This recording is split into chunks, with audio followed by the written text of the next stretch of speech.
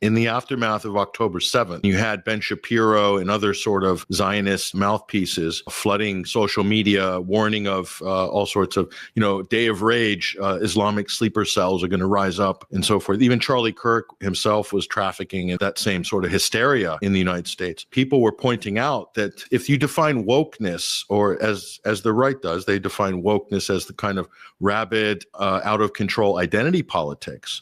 Well, there is no higher form of identity politics than Zionism. This has to be the top level of the conception of identity politics for an ethno-state or a religious state, exclusive religious state running an apartheid system. That can only be described as identity politics writ large. So that's where the term originally woke right came from, was to describe people like Ben Shapiro, and then the Fox News crowd, the Jordan Peterson crowd, the Daily Wire crowd, then repurposed it, reappropriated it to point at people on the right that were opposing Israel's genocide. So it was a bit of a sleight of hand, and you can see Netanyahu is attempting to do this 2 years on. The real irony, of course, of that is that identity politics is the thing. This is the most weaponized form of identity politics in human history, is Zionism, Zionist ideology. And they're using it as a weapon in order to try to justify one of the worst crimes against humanity. The bottom line is, and Naftali Bennett, former Israeli prime minister, said it the best. He was